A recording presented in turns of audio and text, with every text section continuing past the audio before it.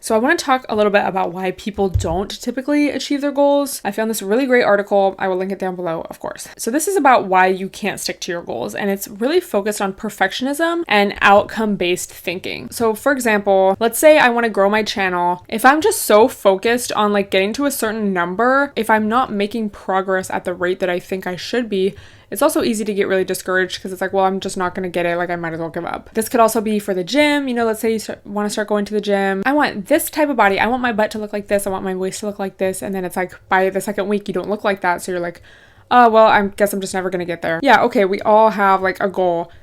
Make the goal and then kind of forget about it. And instead, focus on the things you can do daily that will help support your goal. So if my goal is, again, to grow my channel, it's like, yeah, okay, I would like to get to this number, but let me just forget about that number and instead focus on the quality of my work every day, how many times I'm posting per week. And these are things that you can just kind of check off on a to-do list, yet they will help you on your goal. So again, for the gym, it's like, okay, yeah, I want this body, or I want to lose this amount of weight, or gain this amount of weight, or gain this many inches, lose this many inches, whatever. How can I get there? Do something active every day. Even if I can't make it to the gym, I will at least go on a walk, I'll do some yoga, I'll do an at-home workout, because little things build up. And I think especially with social media, we see these before and after pictures, and I think it's really easy to forget like how gradual things are. So that's why it can be crazy to look back at photos of yourself like, oh, I didn't even know I looked like that at the time, because you didn't, you know? Being too focused on the final goal or outcome can derail you from getting there. And that really reminds me of like the book Come As You Are about sex. But a huge takeaway from that book was like pleasure over performance. And you know, if it's really hard for you to orgasm with a partner,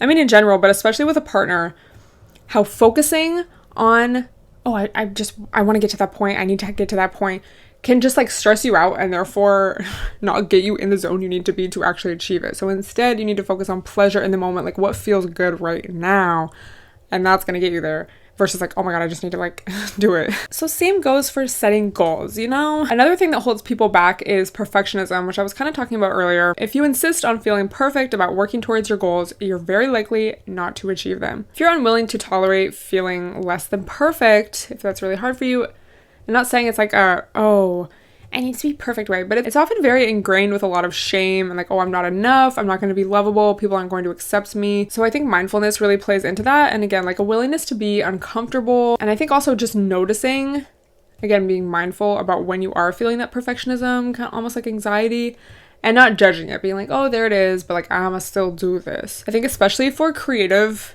type projects, that's such a huge thing, you know? Sometimes I'm making a video and I'm like, I hate this, but it's like, bro, what's gonna get me closer to my goal? Like posting a video today that like, okay, maybe I don't love, but it's like at least I have a video, or not posting a video at all, you know? If you're like, oh, I don't have enough time to go to the gym, it's like, are you just gonna do nothing, or are you gonna at least like go on a little walk around the block or something? So that's really important to keep in mind. Another thing is making sure that you have goals for the right reasons. The right reasons being for yourself and because you truly want to achieve this, not because someone else wants you to or because other people are doing it and you want to fit in. If you have trouble sticking with a long-term goal, it's worth reflecting on whose goal it really is and why you want to pursue it. It's almost like a mission statement, you know? I want to quit drinking because I want to feel healthier, have a better quality of life, sleep better, and because I don't want to embarrass myself anymore. I want to go to the gym because I want to feel healthier, I want to be snatched for summer, I want to feel confident, whatever it may be. So let me know if you relate to any of that, but I will link the full article down below. There's a lot more in it that is really helpful. And again, kind of a fresh perspective, definitely different than what I was talking about last week.